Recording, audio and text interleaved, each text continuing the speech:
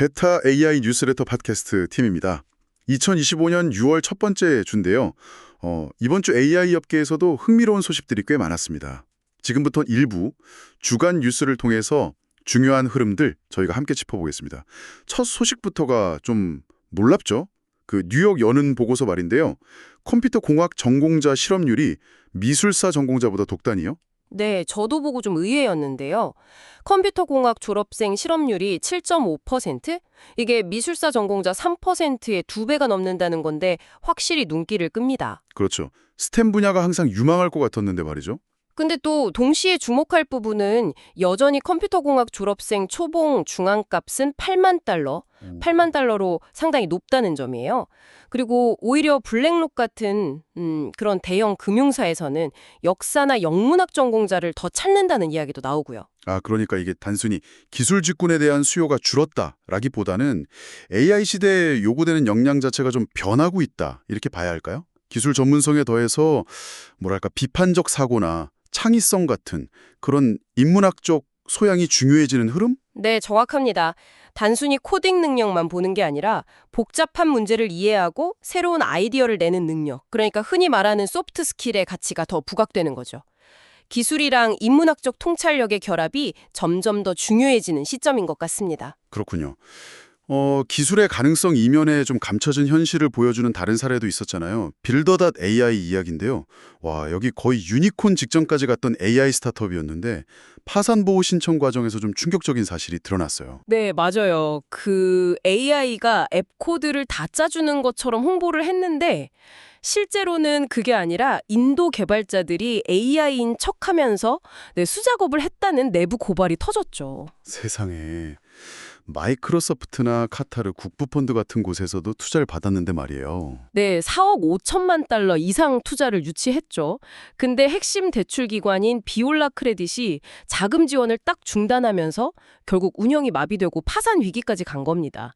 심지어 매출 부풀리기 의혹까지 제기된 상황이고요. 이건 뭘까? AI 기술에 대한 과장된 기대, 그리고 검증 부실, 이런 게 좀 빚어낸 결과라고 봐야 할까요? 투자 유치 과정에서의 투명성 문제가 정말 심각하게 느껴지네요. 그렇죠. 약간 AI라는 이름 뒤에 숨은 오지의 마법사 같은 느낌이죠. 기술의 실제 역량이랑 시장의 기대 사이의 그 간극, 그리고 윤리적 문제를 아주 극명하게 보여주는 사례라고 생각합니다. 앞으로 AI 기술 도입이나 투자에 있어서 훨씬 더 신중한 접근, 또 검증이 필요하다는 교훈을 남기는 거죠. 네, 그런가 하면 또 콘텐츠의 가치를 둘러싼 줄다리기도 흥미로웠습니다.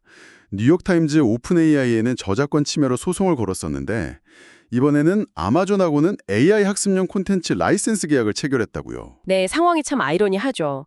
뉴욕타임즈가 뉴스 기사뿐만 아니라 자기들 요리 컨텐츠, NYT 쿠킹이랑 스포츠 컨텐츠, 디 애틀레틱까지 아마존 AI 학습에 제공하기로 한 겁니다. 와, 요리랑 스포츠까지요? 네, 아마존으로서는 이게 첫 AI 컨텐츠 파트너십이고요. 뉴욕타임즈 입장에서도 생성형 AI 관련해서는 첫 라이센스 계약입니다. 이게 앞으로 컨텐츠 제작사들이 AI 기업과 어떤 관계를 맺어야 하는지, 또 컨텐츠의 가치를 어떻게 인정받을 수 있을지, 여기에 대한 중요한 어떤 선례가 될 수도 있겠네요. 맞습니다. 다른 언론사나 컨텐츠 기업들 행보에도 분명히 영향을 미칠 것 같고요. 결국 기술 발전과 저작권 보호, 그리고 새로운 비즈니스 모델을 만드는 것 사이에서 어떻게 균형점을 찾아갈 것인가, 그 과정이라고 볼 수 있겠습니다. 네, 기술 발전 이야기로 좀 더 넘어가 보면요. 마이크로소프트가 빙 모바일 앱에 오픈 AI의 소라, 그 영상 생성 모델 기반의 기능을 무료로 탑재했다는 소식도 있었어요. 네, 맞아요. 텍스트를 입력하면 한 5초 정도 되는 짧은 세로 영상, 그러니까 9:16 비율 영상을 만들어주는 기능입니다. 5초요. 좀 짧긴 하네요. 네, 아직은 그렇죠. 그리고 생성 속도나 영상 품질 면에서는 구글의 비오 같은 최신 모델에 비해서는 좀 개선의 여지가 보이긴 합니다. 하지만 중요한 건 소라 기술을 일반 사용자들이 무료로, 그것도 쉽게 접할 수 있게 했다는 점이죠. AI 영상 생성의 대중화, 그런 신호탄으로 볼 수 있지 않을까 싶습니다. 오, 무료로 소라를 써볼 수 있다니. 이건 진짜 많은 사람들이 한번 AI 영상 제작을 시도해볼 것 같은데요. 자, 한편으로는 미국과 중국의 AI 경쟁도 계속 치열하죠. 중국 스타트업 딥시크가 R1 추론 모델을 업데이트하면서 성능을 크게 개선했다고요? 네, 그 R1-0528 업데이트를 통해서 복잡한 추론 능력이나 작업 처리 성능을 높였고요. 특히 AI가 좀 그럴듯한 거짓말을 만들어내는 거, 환각 현상이라고 하잖아요. 그걸 45에서 50%가량 줄였다고 발표했습니다. 환각을 절반 가까이 줄였다고요? 대단하네요. 네, 근데 더 흥미로운 점은 이게 상대적으로 저렴한 비용으로도 미국의 최첨단 모델들과 경쟁할 수 있다는 걸 보여줬다는 평가가 나온다는 겁니다. 그러면서 미국의 기술 수출 통제가 중국 AI 발전을 완전히 막지는 못하고 있다, 이런 주장에 좀 힘을 싣고 있어요. 심지어 자기들 업데이트된 모델의 추론 과정을 활용해서 알리바바의 QN 모델 성능을 10% 이상 향상시켰다고 밝히기도 했어요. 증류 기법을 썼다고 하더라고요. 아, 증류형? 그 큰 모델의 지식을 작은 모델한테 효율적으로 가르치는 방식 맞죠? 맞습니다. 이야, 중국 내 AI 생태계에 기술적인 성숙도가 상당히 높아지고 있다는 증거 같네요. 자, 마지막으로 메타 소식인데요.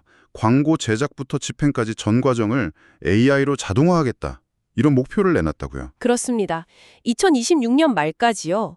브랜드가 그냥 제품 이미지랑 예산만 딱 주면 AI가 알아서 광고 소재, 그러니까 이미지, 영상, 문구를 다 만들고 타겟 사용자 설정하고 예산 배분까지 다 해주는 시스템을 구축하겠다는 겁니다. 와, 그럼 광고주는 정말 편해지겠는데요. 네, 심지어 사용자의 실시간 위치 정보 같은 걸 반영해서 초개인화된 광고를 보여주는 기능까지 생각하고 있다고 하고요. 광고 산업의 지형을 완전히 바꿀 수도 있는 계획이죠. 그러면 기존 광고 대행사들의 역할이 좀 줄어들 수 있다는 우려도 당연히 나오겠네요. 그렇죠. 물론 브랜드 이미지 관리라던가 광고 품질 통제 같은 과제들은 여전히 남아있을 겁니다. 네. 정말 AI가 우리 삶과 산업 곳곳에 얼마나 빠르게 스며들고 있는지 다시 한번 느끼게 됩니다. 자, 여기까지 2025년 6월 첫째 주 AI 주요 뉴스를 살펴봤습니다.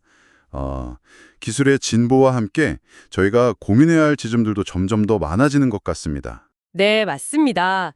잠시 후 2부에서는요, 한 주간 주목할 만한 AI 오픈소스 코드들, 그리고 좀 흥미로운 연구 논문들을 소개해드릴 예정이니까요. 이어서 계속 함께해 주시면 좋겠습니다. 네, 그럼 2부에서 다시 돌아오겠습니다. Beta AI newsletter, your favorite AI newsletter. 매주 수요일 오후 2시엔 이메일에 AI 소식을 전해드려요. 베타 AI 팟캐스트 2부로 돌아왔습니다. 이번 주에도 저희가 주목할 만한 AI 오픈소스 코드랑 또 최신 논문 5가지를 좀 깊이 들여다볼 텐데요. 그냥 요약만 하는 게 아니라 이 AI가 스스로 어떻게 한계를 넘고 있는지, 또 우리 실제 세계 문제에 어떻게 좀 더 똑똑하게 쓰일 수 있을지 그 핵심을 파헤쳐 보겠습니다. 네, 맞습니다. 특히 이번 주에는 언어 모델의 추론 능력을 어떻게 더 키울 수 있을까 하는 문제들 있잖아요. 네, 그렇죠. 그리고 실제 과학 연구 같은 좀 복잡한 분야의 AI를 얼마나 잘 적용할 수 있을지, 또 그 과정에서 생기는 기술적인 어려움들, 이런 걸 어떻게 풀어나가는지에 대한 흥미로운 연구들이 많더라고요. 좋습니다. 그럼 첫 번째 연구부터 바로 시작해 볼까요? 프로RL인데요. 제목이 Prolonged Reinforcement Learning Expands Reasoning Boundaries in Large Language Models. 이게 강화학습, 그러니까 RL이 그냥 모델이 아는 걸 더 잘하게 하는 수준이 아니라 진짜로 추론 능력 그 자체를 확장시킬 수 있다는 건가요? 네. 바로 그게 이 연구의 핵심 포인트입니다. 여기서 말하는 지속적인 강화학습, 그러니까 프로RL은요, 모델이 원래 가지고 있던 능력만으로는 못 풀던 문제 있잖아요. 네네. 그런 문제에 대해서 RL 훈련을 좀 길게 계속 시키는 거예요. 그러면 모델이 스스로 전혀 새로운 추론 전략을 발견하게 된다는 걸 보여준 거죠. 스스로 새로운 길을 찾는다. 흥미로운데요. 그럼 기술적으로는 이걸 어떻게 가능하게 한 건가요? 논문에 보니까 KL 발산 제어 이런 용어도 나오던데. 네. 그 KL 발산 제어 같은 기법은 쉽게 말하면 모델이 너무 엉뚱한 방향으로 가지 않도록 제어하는 거라고 보시면 돼요. 약간 곱비 역할 같은 거죠. 아하, 곱비요? 네. 기존에 알던 거에서 너무 벗어나지는 않게 하면서도 그래도 새로운 걸 계속 탐색하도록 장려하는 방식이에요. 그 결과로 기본 모델은 아예 풀 엄두도 못 내던 문제까지 이 RL 모델이 풀어내는 그런 성과를 보였다고 합니다. 와, 대단하네요. 네, 그리고 이 모델 가중치도 공개가 됐거든요. 관심 있으시면 저희 뉴스레터 윙크 한번 확인해 보시면 좋을 것 같아요. 네, 새로운 가능성을 보여준 연구네요. 자, 그럼 다음 연구로 넘어가서 AI를 좀 더 이렇게 실용적으로 쓰는 연구를 한번 보죠. 두 번째인데요. 페이퍼 투 포스터입니다. Towards Multimodal Poster Automation from Scientific Papers. 이야, 논문을 학회 포스터로 자동으로 바꿔준다니 이거 진짜 많은 연구자분들이 기다렸을 것 같은데요. 정말 그렇죠. 저도 보면서 와, 이거 진짜 편하겠다 싶었거든요. 포스터 에이전트라는 시스템을 제안하는데요. 이게 재밌는 게 여러 AI 에이전트가 협력하는 방식이에요. 아, 여러 명이 같이요? 네, 예를 들면 하나는 논문을 분석해서 구조를 쫙 파악하고요. 팔서. 다른 에이전트는 그 내용을 바탕으로 이제 텍스트랑 이미지를 어디에 어떻게 배치할지 계획을 세우는 거죠. 네. 그리고 마지막 에이전트, 페인터 커멘터는 VLM, 그러니까 시각 언어 모델한테 피드백을 받아요. 이 그림 설명이 좀 부족한 것 같은데 뭐 이런 식으로요. 아, VLM한테 검토를 받는군요. 네, 그런 피드백을 받아서 실제 포스터 패널 디자인을 계속 다듬는 거죠. 야, 여러 AI가 협업해서 결과물을 만든다니 신기하네요. 특히 그 평가 방식 중에 페이퍼 퀴즈라는 거. 그건 좀 독특하던데요. 포스터만 보고 AI가 논문 퀴즈를 푼다고요? 네, 맞아요. 포스터가 논문의 핵심 정보를 얼마나 잘 담고 있는지 그걸 좀 객관적으로 재보려는 시도죠. 근데 더 놀라운 건 결과인데요. 오픈소스 모델 기반 시스템, QN1500 기반인데 이게 GPT-4 기반 시스템보다 여러 평가에서 점수가 더 좋았다는 거예요. 네. 오픈소스 모델이요? 네. 게다가 토큰 사용량은 87%나 줄였고요. 비용도 건당 뭐 0.005달러 수준이라고 하니까 엄청 효율적인 거죠. 와, 진짜 싸네요. 심지어 결과물을 편집 가능한 파워포인트 파일 .pptx로 준다니 실용성 면에서는 정말 매력적이죠. 이것도 관련 코드랑 데이터셋, 뉴스레터에서 링크 확인하실 수 있습니다. 네, 효율성에 실용성까지 다 잡았네요. 자, 효율성 얘기가 나왔으니까 세 번째 연구로 자연스럽게 넘어가 볼까요? Don't overthink it. Preferring shorter thinking chains for improved LLM reasoning. 이거 제목부터가 흥미로운데요? 너무 깊게 생각하지 마라. 생각은 길수록 좋다는 보통의 생각과는 좀 반대인데요. 네, 상당히 의외의 결과라서 저도 좀 놀랐습니다. LLM이 추론을 할 때 있잖아요. 여러 단계를 거쳐서 길게 생각하는 것보다 오히려 짧은 생각의 사슬, thinking chain을 따라갔을 때 정답률이 더 높은 경우가 많다는 거예요. 짧은 생각이 더 정확하다고요? 네, 어떤 경우에는 가장 짧은 답변 경로가 가장 긴 경로보다 정확도가 무려 34.5%나 더 높았다고 합니다. 34.5%요? 엄청난 차이인데요. 왜 그럴까요? 길게 생각하면 더 신중하고 정확할 것 같은데. 그게 길게 생각하다 보면 오히려 중간에 길을 잃거나 작은 오류들이 누적돼서 최종 답이 틀리는 경우가 생길 수 있다는 거죠. 아, 일리가 있네요. 그럼 이 연구에서는 어떻게 하라고 제안하나요? 그냥 무조건 짧게 생각하라는 건 아닐 테고. short at K 라는 방식을 제안하는데요. 예를 들어서 K개의 답을 동시에 만들기 시작해요. 근데 그 중에서 M개가 먼저 완성이 딱 되면 그냥 거기서 멈추는 거예요. 먼저 끝낸 애들만 가지고? 네, 그 먼저 완성된 M개의 답만 가지고 다수결 투표 같은 걸 해서 최종 답을 정하는 거죠. 일종의 속조전을 벌이는 셈입니다. 오호. 근데 이렇게 해보니까 예를 들어 short 3 at K 같은 방식은 기존의 긴 생각 방식보다 최대 33%나 더 빠르면서도 성능은 더 좋거나 비슷했다고 하니까 효율성 개선 효과가 아주 큰 거죠. 흥미롭네요. 어쩌면 아까 첫 번째 연구, 프로RL이 발견한다는 그 새로운 추론 전략이라는 게 혹시 이런 더 효율적인 짧은 경로를 찾는 걸 수도 있겠다는 생각도 드는데요. 충분히 그럴 수 있습니다. 네, 아주 좋은 지적이세요. 더 효율적이면서도 정확한 추론 경로를 찾는 것, 이게 LLM 성능 향상의 중요한 방향 중 하나일 수 있다는 걸 보여주는 거죠. 자, 그럼 네 번째 연구는 조금 더 기술적인 문제로 들어가 보겠습니다. The Entropy Mechanism of Reinforcement Learning for Reasoning Language Models. RL 학습 중에 엔트로피 붕괴라는 문제가 생긴다는데 이게 뭔지요, 엔트로피? 좀 어렵네요. 네, 이건 RL로 언어 모델 학습시킬 때 종종 부딪히는 좀 까다로운 문제인데요. 엔트로피하는 건 쉽게 말해서 모델이 얼마나 다양하게 탐색하고 새로운 시도를 하는지 그 정도를 나타내는 지표라고 생각하시면 돼요. 아, 탐색의 다양성 같은 거군요. 네, 그렇죠. 근데 학습 초반에 이 엔트로피 값이 갑자기 확 떨어지는 거예요. 그러면서 모델이 새로운 걸 배우려고 하기보다는 그냥 기존에 하던 방식만 계속 고수하게 되는 현상? 이게 엔트로피 붕괴입니다. 마치 AI가 너무 빨리 이게 정답이네 하고 확신해버려서 더 좋은 답을 찾을 기회를 스스로 버리는 느낌. 정확합니다. 딱 그런 비유가 맞아요. 그래서 연구진이 실험을 해보니까 성능 R이랑 엔트로피 H 사이에 R은 -A 곱하기 2의 H승 더하기 B 뭐 이런 관계가 있더라는 거예요. 즉 엔트로피가 낮아지면 성능 개선도 딱 멈춰버린다는 걸 발견한 거죠. 아, 그렇군요. AI가 너무 빨리 자신감에 차서 탐색을 멈춘다니 그럼 이걸 어떻게 해결할 수 있을까요? 연구진들이 이 엔트로피 변화가 왜 일어나는지 그 메커니즘을 파고들었는데요. 특정 행동 확률 변화랑 관련이 깊다는 걸 밝혀냈어요. 그래서 그 변화량이 너무 큰, 다시 말해 너무 확신에 찬 업데이트가 있을 때 그걸 살짝 제한하는 기법들을 제안했습니다. 클립카프이나 KRCAFE 같은 건데요. 아, 너무 확신하는 걸 좀 막아준다. 네, 그렇죠. 그걸 통해서 엔트로피가 급격히 떨어지는 걸 막고 모델이 계속 꾸준히 탐색하도록 유도하는 거죠. 그랬더니 결국 성능을 더 끌어올릴 수 있었다는 걸 보여줬습니다.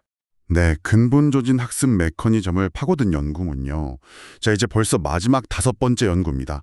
Science Board, Evaluating Multimodal Autonomous Agents in Realistic Scientific Workflows. AI 에이전트가 진짜 과학 연구 현장에서 얼마나 쓸모 있을지 좀 현실적인 잣대로 평가해보자 이런 시도네요. 네, 맞습니다. AI 능력을 실험실 밖, 진짜 현실 세계의 복잡한 문제에 적용했을 때 과연 얼마나 잘 해낼까? 이걸 보려는 아주 중요한 시도라고 할 수 있습니다. 생화학, 천문학, 지리정보학 이런 여러 분야의 실제 과학 연구 과정을 거의 그대로 모방한 환경이랑 벤치마크를 만들었어요. 오, 실제 연구 과정을요? 네, 그냥 단순히 질문에 답하는 수준이 아니라 전문 분석 소프트웨어를 사용해야 한다거나 여러 단계로 이루어진 실험 절차를 따라 해야 한다거나 진짜 연구자들이 하는 일을 AI 에이전트한테 시켜보는 거죠. 총 169개의 실제 과학 태스크를 포함하고 있다고 합니다. 와, 169개나요? 그래서 요즘 제일 잘 나간다는 GPT-4o나 Claude 3.7 같은 모델 기반 에이전트들을 투입해 봤더니 결과가 어땠나요? 연구실을 박차고 나온 AI 얼마나 잘하던가요? 결과는 솔직히 말해서 아직은 갈 길이 좀 멀다 이걸 보여줍니다. 전체 태스크 성공률이 평균적으로 15%에 불과했어요. 네, 15%요? 생각보다 엄청 낮은데요. 네, 그렇죠. 복잡하고 여러 단계로 이루어진 실제 과학 연구를 AI가 자율적으로 보조하기에는 현재 AI 에이전트들의 능력에 좀 명확한 한계가 있다는 걸 보여주는 결과입니다. 예를 들면 여러 도구를 좀 복합적으로 써야 하거나 아니면 장기적인 계획을 세워서 일을 처리해야 하는 부분에서 특히 어려움을 많이 겪었다고 해요. 15%라 좀 충격적이긴 한데 그래도 이런 현실적인 평가가 꼭 필요한 거겠죠. 당연하죠.